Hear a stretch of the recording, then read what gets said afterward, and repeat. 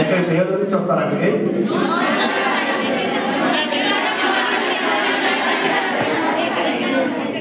Sir ఎన్ని ఏదో చెప్తున్నాను. నియరెస్ట్ పోలీస్ స్టేషన్కి వెళ్తుంది. మన ఆంధ్ర వరకు 112 వర్తిస్తుంది. ఆంధ్రాలో ఎక్కడైనా 112 కాల్ చేస్తే ఇదివరకు 100 ఉండేది కదా, దాని టెక్నికల్ ఇష్యూస్ వల్ల 112 రీప్లేస్ చేశారు. అది మనం దానికి కాల్ చేస్తే నియరెస్ట్ పోలీస్ స్టేషన్ వెళ్తుంది. వాళ్ళు అటెండ్ అయిన తర్వాత అప్పుడు ఫర్దర్గా ఇంకా డీటెయిల్ ఎంక్వైరీ కావాలనుకుంటే లోకల్ పోలీస్ స్టేషన్ రిపోర్ట్ చేయడం కానీ, లేదంటే వేరే ఇష్యూస్ అంటే కన్సర్న్ డిపార్ట్మెంట్ ట్రాన్స్ఫర్ చేయడం కానీ చేస్తారు. కాబట్టి మీరు ఇష్యూ ఏదైనా ఉన్నట్టుగా ఎమర్జెన్సీ, దాని మెడికల్ ఎమర్జెన్సీ ఏదైనా 112 కాల్ చేయొచ్చు. మిగతా డిపార్ట్మెంట్ కంటే పోలీస్ డిపార్ట్మెంట్ ఇమీడియట్ రియాక్ట్ అవుతుంది కాబట్టి, ఎందుకంటే మాకు 24 hours ఉంటాయి, అవైలబుల్ ఉంటారు కాబట్టి ఇమీడియట్ రియాక్ట్ అవుతారు. కాబట్టి మీరు ఫస్ట్ ఎమర్జెన్సీ ఏదో అవసరం వచ్చినా ఇన్ని డిపార్ట్మెంట్ ఇష్యూస్ లేదా జనరల్ హెల్త్ లైన్ కావాలనుకున్నా 112 కాల్ చేస్తే పోలీస్ రెస్పాండ్ అవ్వడం కాదు, మీకేమన్నా ఫోన్లో మాట్లాడి సజెషన్ చేయమని చేస్తారు. ఇట్లా పోలీస్ డిపార్ట్మెంట్ రిలేటెడ్ కాదు, వేరే డిపార్ట్మెంట్ అయినా వాళ్ళతో సెలెక్ట్ చేసి వాళ్ళ కాంటాక్ట్ నెంబర్తో పాటు ఇస్తారు. కాబట్టి అది 112 అనేది ఇప్పుడు మర్చిపోద్దు, అది టోల్ ఫ్రీ నెంబరే, ఫ్రీ కాల్. కాబట్టి మీకు అవసరం అనుకున్నప్పుడు డెఫినెట్గా హెల్ప్ లైన్ పడవచ్చు. ఇంకో నెంబర్, ఒక నెంబర్ చెప్పి ఇంకో నెంబర్ ఏమని చెప్పారా? 1098. అది child girl child help line కాదు, బాయ్స్ కూడా ఉంటుంది. వాళ్ళకి గర్ల్స్ కాదు. చైల్డ్ అంటే మరి ఎంత ఏజ్ వరకు?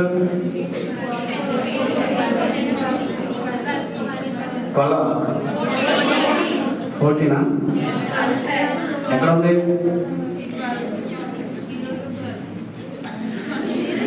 డిగ్రీ బుక్లో ఉందా? 14 years వరకు చైల్డ్ ఏమైనా ఎక్కడ ఉంది? 14 అండి.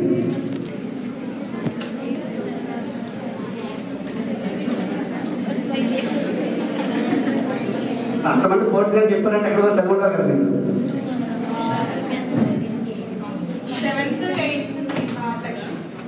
సరే, అది కొన్ని ఆస్పెక్ట్లు మా లీగల్కి వచ్చేసరికి పోలీస్ డిపార్ట్మెంట్ కానీ క్రిమినల్ యాక్షన్ వచ్చేసరికి అప్ టు 8 years వరకు కూడాను చైల్డ్ కింద అంటే మైనర్ కింద ట్రీట్ చేస్తాం. మా దాంట్లో పరిభాష అంటే 8 years వరకు మైనర్ ఇంక్లూడింగ్ చైల్డ్ కూడా దాంట్లో వస్తుంది. అంటే అది బాయ్ అవ్వచ్చు, గర్ల్ అవ్వచ్చు. 8 years వరకు కౌంటబిలిటీ. సరే, ఇప్పుడు మైనర్గా ఏ తప్పు చేసినా చెప్తారా చల్లదా? చల్లదా? అంటే 8 years లో పేరెంట్స్ చేయొచ్చా? మరి 8 years లో తప్పు చేస్తాం కదా, దానికి పనిష్మెంట్ ఉంటుందా లేదా? అదే 5 years చేసిన వాళ్ళు, 5 years 12 చేసిన వాళ్ళకి అంటే 8 సంవత్సరాలు చేసిన వాళ్ళకి తప్పదు, మిగతా వాళ్ళకి అంతే దాటి వాళ్ళకి ఏదమ్మా? అదే ఇప్పుడు సరే 15 years అమ్మాయి తప్పు చేసింది, అబ్బాయి తప్పు చేశాడు, వాళ్ళని లీగల్ యాక్ట్ తీసుకోవచ్చా లేదా?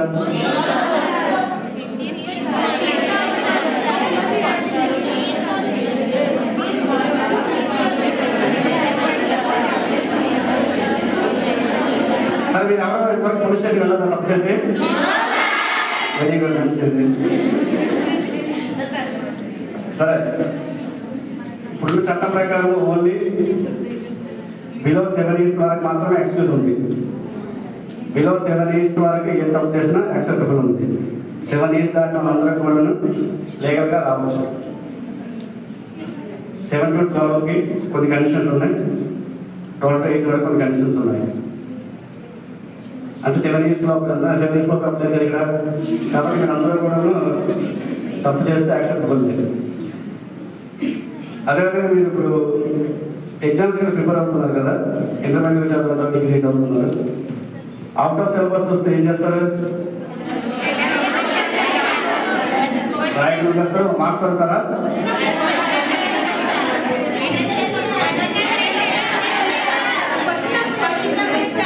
దయచేసి ఒక్క చెప్పాలా? క్వశ్చన్ పేపర్ ఉన్నదా? అంటే మీకు మార్క్స్ ఇచ్చేస్తారు.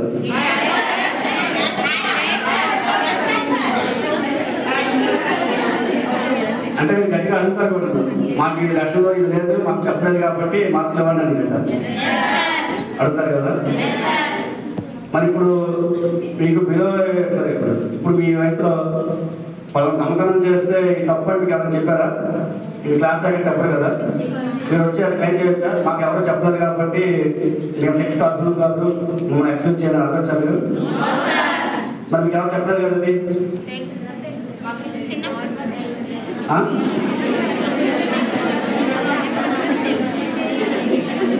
ఇప్పుడు ఎగ్జామ్స్ అడుగుతారు కదా, అవకాశం వస్తే మాకు చెప్పలేదు, లేక మాకు లేదని వచ్చింది, లేక దీనికి సమాధానం లేదని అడుగుతారు. అట్లా లాభంలోకి వచ్చేసరికి ఎవరు మీరు అడగడానికి రైట్ లేదు. కంపల్సరీగా తెలుసుకోవాల్సిన బాధ్యత మీ పౌరులకి. పోలీస్ చెప్పారా, కోర్టు చెప్పారా, లేక టీచర్స్ చెప్పారా అన్నది కొంతవరకు అవేర్నెస్ చేయాల్సిన బాధ్యత మాకు ఉంది. కానీ మాకంటే తెలుసుకోవాల్సిన బాధ్యత ప్రతి పౌరుడిది. మా సిలబస్ కాలేజ్ సార్ లేదంటే ఎక్కడ మేము పేపర్లో కానీ టీవీలో కానీ చూడలేదు, ఇది చేస్తే తప్పు అని మాకు తెలియదు అని అన్నానికి ఎక్కడ లాభం లేదు. తెలుసుకోవాల్సిన బాధ్యత మీదే. అంటే లా అంటే ఏదో కొత్తగా పుస్తకంలో తెలియదు, మన మనసుకి కానీ మన మైండ్గా తెలిసిపోతుంది. ఇది తప్పు, ఇది చేస్తున్న తప్పు కాబట్టి దీని మీద లీగల్ యాక్షన్ అయ్యే అవకాశం ఉంది అని హెచ్చరించిందంటే దాన్ని మైండ్లోకి వెళ్ళిపోవాల్సిందే. చాలా వరకు ఏంటంటే మేము 2-3 సార్లు ఎవరు తీసుకొని స్టేషన్కి వెళ్ళి అడిగినా మాకు ఇది తప్పు అని తెలియదు సార్, అదే దీంట్లో పనిష్మెంట్ అని తెలియదు అని. అంటే కొంతవరకు స్టూడెంట్స్ అనేది ఇగ్నోర్ చేయొచ్చేమో కానీ బట్ అది లీగల్గా యాక్షన్ తీసుకోవడానికి అంటే మీరు చూసుకుంటారు అంతా ఆన్లైన్లో ఏమైనా సోషల్ మీడియా యాప్స్, ఇన్స్టాగ్రామ్ టాప్లెస్లో ఉందా, ఇంకా ఫేస్బుక్ ఇంకా వాడుతున్నారా, ఇన్స్టాగ్రామ్ చెప్పారా? ఇన్స్టాగ్రామ్ అకౌంట్ లేని వాళ్ళు అనుకుంటామని చెప్పారండి, లేని వాళ్ళు అడిగాను అంత అవసరం.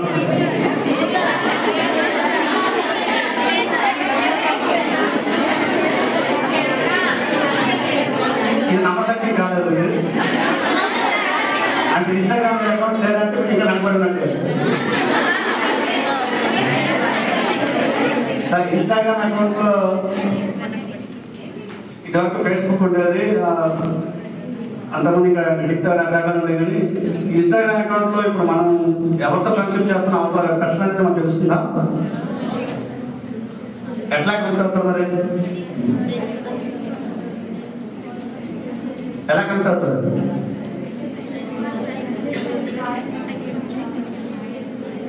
మా ఫ్రెండ్ రిక్వెస్ట్ కనెక్ట్ అవుతారు, ఎట్లా కనెక్ట్ అవుతుంది?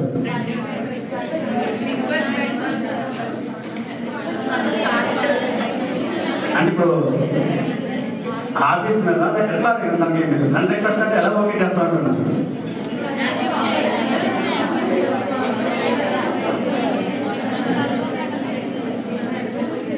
చెప్పండి, ఎవరు క్లాస్ చెప్పండి. ప్రొఫైల్ ఏం బట్టి మనకు తెలిసిన ఏమనుకుంటే దాన్ని యాక్టివేట్ చేస్తాను. ఓకే, తెలిసిన తర్వాత అందులో డీటెయిల్స్ వస్తాయో ఆ డీటెయిల్స్ అని మనకి తెలుస్తాయా? వాళ్ళకి తెలుస్తాయా డీటెయిల్స్ ఏమన్నా? అంటే అప్పుడు ప్రొఫైల్ ఏది అప్లోడ్ చేస్తే అదే తెలుస్తుంది. సరే, మీరు ఫాలో అవుతున్నప్పుడు మీ యొక్క డీటెయిల్స్ ఒరిజినల్ డీటెయిల్స్ పెడతారా? ఒరిజినల్ డీటెయిల్స్ పెడతారా పెట్టరా? పెట్టమని చెప్పండి.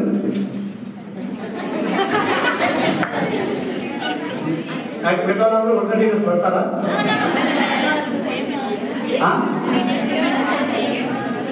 అందులో 2 ఆప్షన్స్ ఉన్నాయి, ఒరిజినల్ డీటెయిల్స్ పెడతారా పెట్టరా అని. ఆ 2 నాకు వేరే ఆప్షన్ లేదు. కానీ అది చెప్పండి ఇది చెప్పండి ఎవరు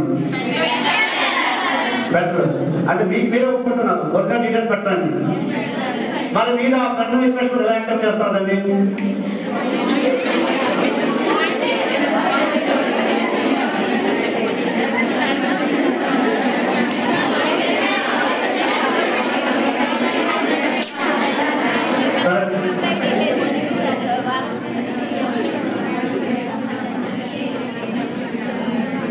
ఇప్పుడు మీకే తెలిసింది ఎవరు ఇన్స్టాగ్రామ్ అప్లోడ్ అవుతున్నారో అందరూ చేస్తున్నారో 90% ఒరిజినల్గా పెట్టాలని అందరికీ తెలుస్తుంది. అయినా మీరు అదే పేరు బట్టి లాగిన్ అవుతున్నారు, వాళ్ళు ఫాలో అవుతున్నారు. మాకు వచ్చిన కంప్లైంట్స్ బట్టి 100% కూడా మాకు వచ్చిన కంప్లైంట్స్ అన్ని ఫేక్ అకౌంట్స్ వచ్చినాయి. అంటే వచ్చే కంప్లైంట్ తప్పకుండా వచ్చామో కానీ దాని అనాలిసిస్ బట్టి 180% అనేది ఫేక్. దాన్ని ఎంతవరకు మిస్యూజ్ అవుతుందో మీకు కూడా తెలుసు, అది ఎంతవరకు అవుతుందనేది. ఇది చాలా సీరియస్ ఇష్యూస్. ఇన్స్టాగ్రామ్ యాప్లో కానీ లేదంటే సోషల్ మీడియా ద్వారా కానీ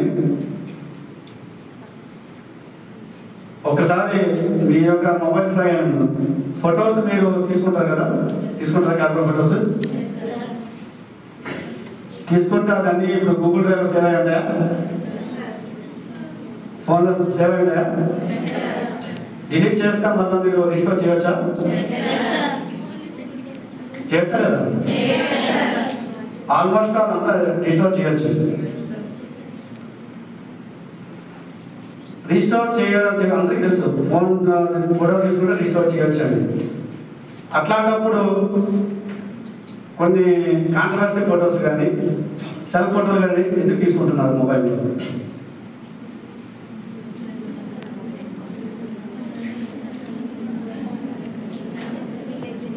అది మీకే తెలుసు. సరే అట్లా ఏదో అప్పుడు ఇన్స్టేషన్ ఏదైతే తీసుకుంటాం ఫొటోస్, తర్వాత మళ్ళీ కంప్లైంట్కి వస్తున్నారు. సరే ఎట్లా నన్ను ఇబ్బంది పెడతాను, అరెస్ట్ చేస్తున్నాడు, వాటి ఫొటోస్ అన్ని మొబైల్లో ఉండి డిలీట్ చేయించాలని. డిలీషన్ అవుతుందా?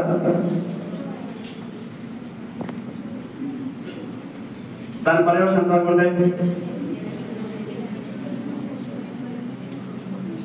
అందరికీ మీకే తెలుసు. ఇన్స్టాగ్రామ్లో మీ యొక్క ప్రొఫైల్ పెట్టడం తెలుసు, అది ఫాలో అవుతున్నారు. అదేవిధంగా ఫొటోస్ తీసుకునేటప్పుడు అంటే వేరే విధంగా అనట్లేదు, కామన్గానే క్లాస్లో చదువుకునేటప్పుడు లేక ఊళ్ళో ఉండేటప్పుడు అబ్బాయి అమ్మాయి క్యాజువల్గా ఫోటోస్ తీసుకున్నప్పుడు ఉన్నాయి. ఆ క్యాజువల్ ఫొటోస్ కూడా మీకు తెలుసు, మార్పింగ్ జరగచ్చు. లేదనుకుంటే అందరూ మైండ్ సెట్ ఒకేలా ఉండదు. అతను రియాక్ట్ అయ్యాడంటే చాలా కంప్లైంట్స్ అలాగే వస్తాయి. మీకు క్యాజువల్గా మనం పూర్వం చేసుకున్నాను, ఫోటోస్ తీసుకున్నాం సార్, నా మ్యారేజ్ టైంలో ఆ ఫోటోస్ చూపించి ఇబ్బంది పెడుతున్నాను సార్, వచ్చి డిలీట్ చేయండి. డిలీట్ చేయండి, మా దగ్గర డిలీట్ చేస్తారు. కానీ ఉపయోగం ఫోన్ కూడా తీసుకుంటాము, మొత్తం దాన్ని ఫార్వర్డ్ చేస్తాము. కానీ అది తెలుసు, అందరికీ తెలుసు, ఎంత ఫార్వర్డ్ చేసినా ఎంత చేసినా కావద్దని. అదేవిధంగా మన ఇన్ఫర్మేషన్ మీరు అనుకుంటే ఇన్స్టాగ్రామ్లో కావాలని అప్లోడ్ చేస్తున్నారు. మేము పలానా ఫ్రెండ్స్తో పాటు పలానా దగ్గరికి వెళ్ళాము, ఇలా పలానా ఇంటికి వెళ్ళాము, లేకపోతే ఈరోజు మా ఊళ్ళో మా జాతర ఉందో ఏదో ఒకటి మన ఇన్ఫర్మేషన్ మనమే ఇస్తున్నాం ఆన్లైన్. కాబట్టి దయచేసి అదేవిధంగా ఇలాంటి ఇష్యూస్ వచ్చినప్పుడు ఇన్ఫర్మేషన్ అనేది ఎక్కడో రాదు, మీ ఇద్దరు ఫ్రెండ్స్ మధ్య నుంచే బయటకు లీక్ అవుతుంది. మీతో పాటు కలిసి తిరిగిన వాళ్ళు, మీతో పాటు చదువుకున్న వాళ్ళు, వాళ్ళ దగ్గర నుంచి ఇన్ఫర్మేషన్ బయటకు వెళ్తుంది తప్ప వేరే దగ్గర నుంచి రాదు. ఉంటారు మరి, అంటే అందరూ మైండ్ సెట్ ఒకేలా ఉండదు. కాబట్టి అది ఒకసారి చెక్ చేసుకోండి దయచేసి. అలానే పూర్తిగా ఫోటోలు తీసుకోవద్దని చెప్పండి. ఒకటి చెప్తున్నాను అండి, ఇది అంటే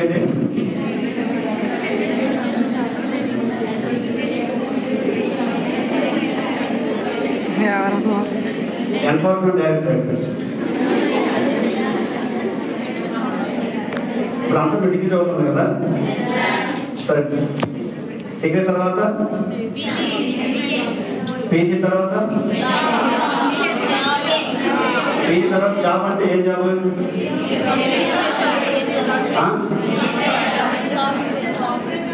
అర్థమవుతుంది, గవర్నమెంట్ జాబ్. సరే ప్రైవేట్ సెక్టర్ కాంపిటేటివ్.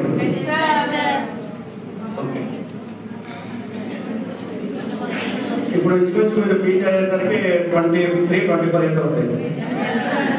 తర్వాత ఒక గవర్నమెంట్ జాబ్కి డిగ్రీ ఫీజు కేటాయించారు, ఇంటర్మీడియట్ ఫీజు కేటాయించారు, కాంపిటేటివ్ ఎన్నో కేటాయిస్తారు.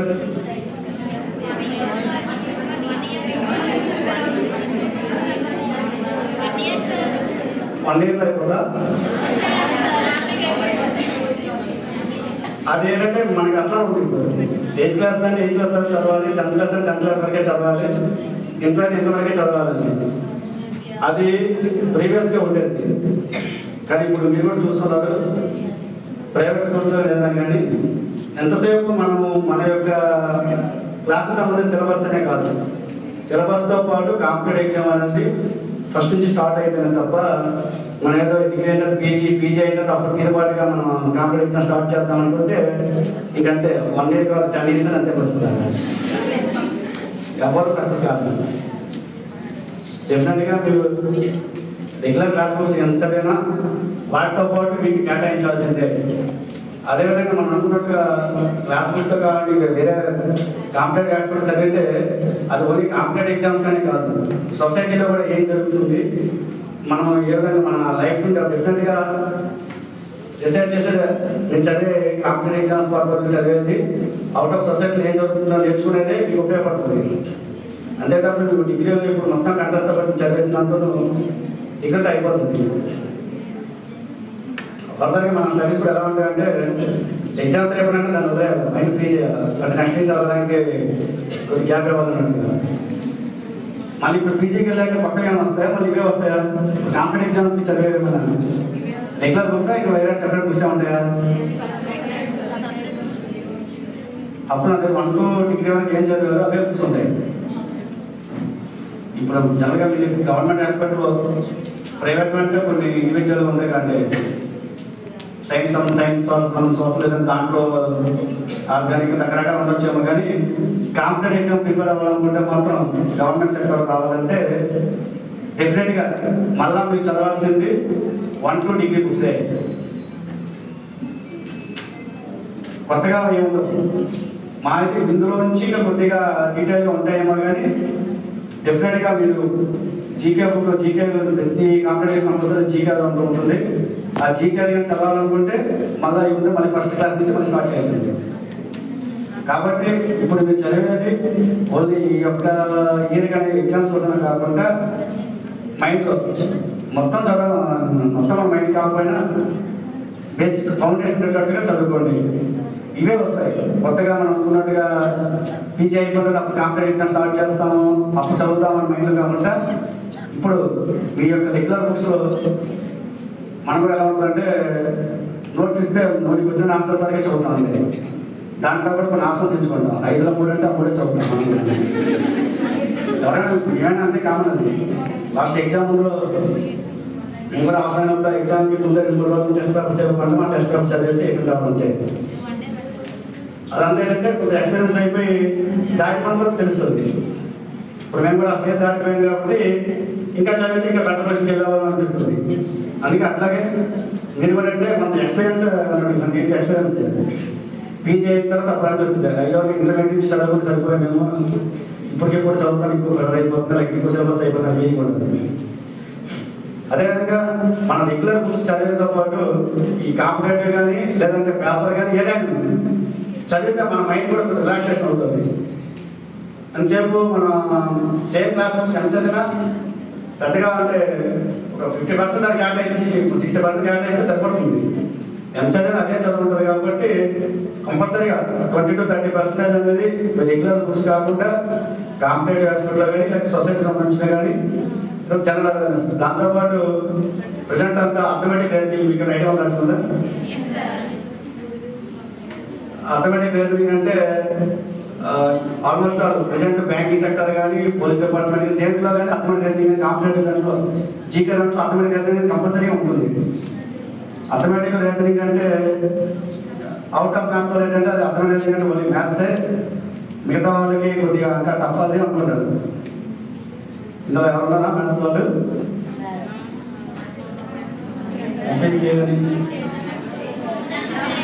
ఆటోమేటిక్ రీజనింగ్ ఎంపీసీ వాళ్ళ సంబంధం లేదు, వాళ్ళకి కొంతవరకే తప్పది.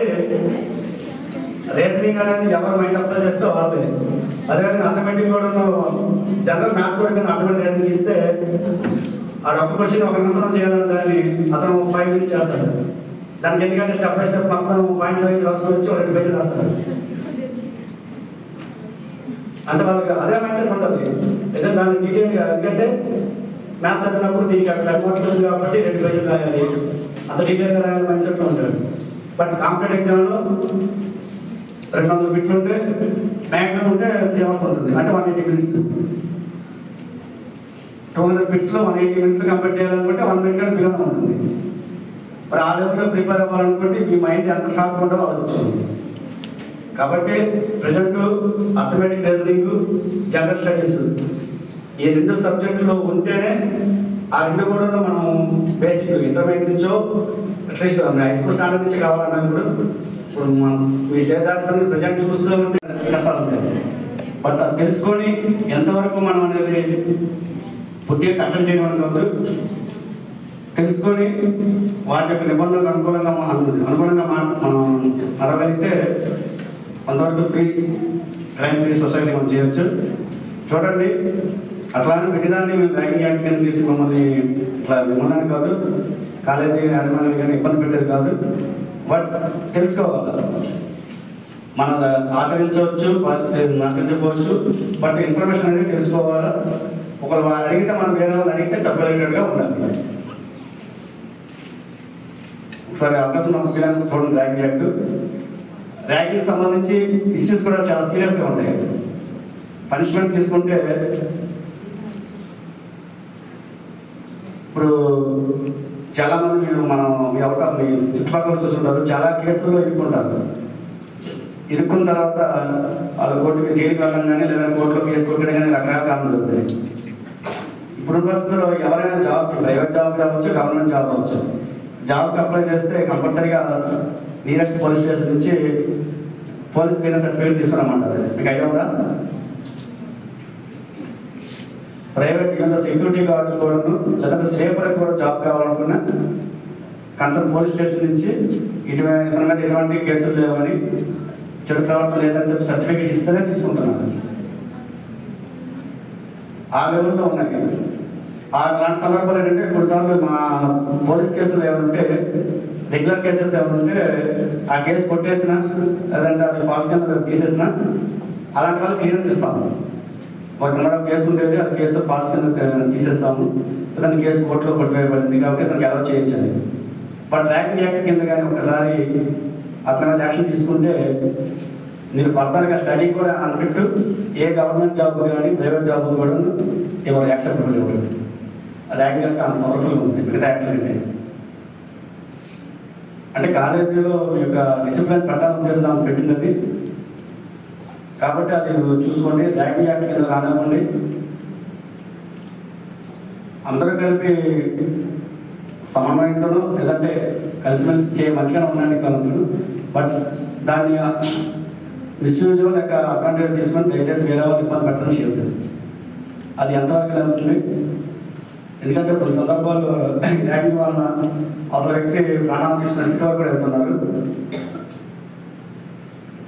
ఇంచుమించు మీ వయసు అంతా నువ్వు అంత పూర్తిగా పరిపక్వత లేనిది అలాగే డెవలపింగ్ ఉంది కాబట్టి ఎవరు ఎటువంటి డెసిషన్ తీసుకుంటారు మనం ఎవరిని చెప్పలేము,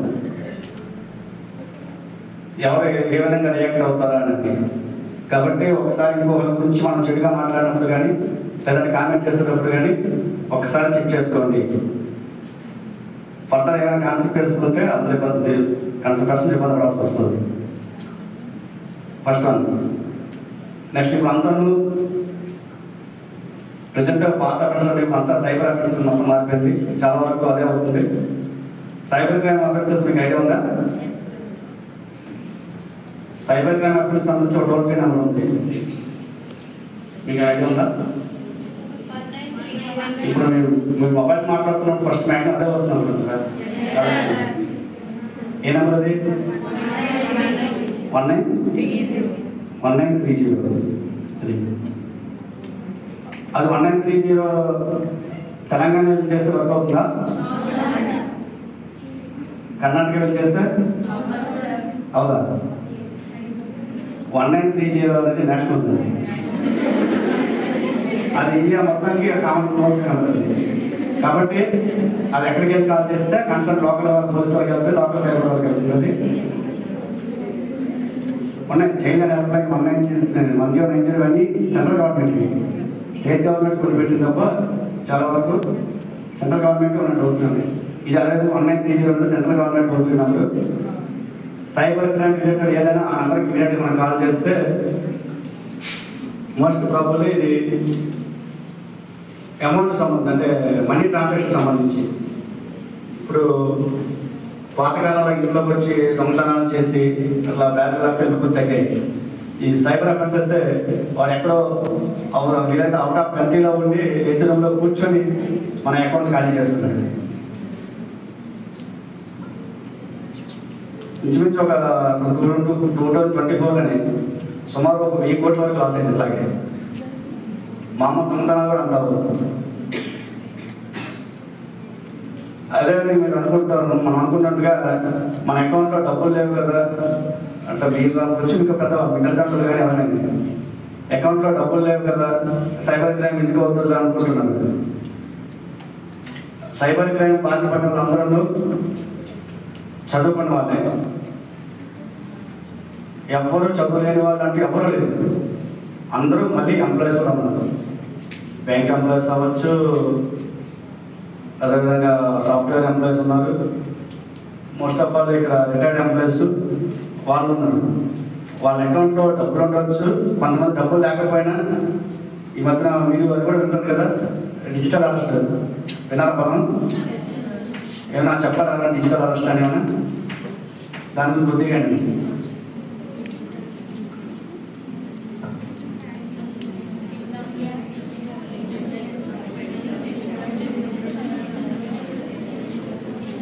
మామూలుగా అరెస్ట్ అంటే పోలీసు వాళ్ళు కస్టడీలోకి తీసుకుందని అరెస్ట్ అంటారు. అదే డిజిటల్ అరెస్ట్ అంటే ఫిజికల్గా మేము కస్టడీలోకి తీసుకోము. మీ యొక్క అకౌంట్ కానీ మీ యొక్క ఫోన్ నెంబర్ కానీ లేదా మీకు సంబంధించిన ఏదైనా ఇన్ఫర్మేషన్ అనేది ఒక క్రైమ్ ఉంది, దాంట్లో మీరు ఇన్వాల్వ్ అయ్యారు కాబట్టి మీ యొక్క మూమెంట్స్ కానీ మీ యొక్క అకౌంట్ ట్రాన్సాక్షన్ మొత్తం అంతా కస్టడీలో తీసుకోవాలని చెప్పి వాళ్ళు కాల్ చేస్తారు. అంటే డిజిటల్గా అతను అరెస్ట్ చేస్తారు, ఫిజికల్గా కాకుండా అతని యొక్క యాక్టివిటీస్ అన్నింటిలో కూడా మేము అరెస్ట్లో తీసుకున్నామని చెప్తారు. అట్లా చెప్పి డిజిటల్ అరెస్ట్ అట్లా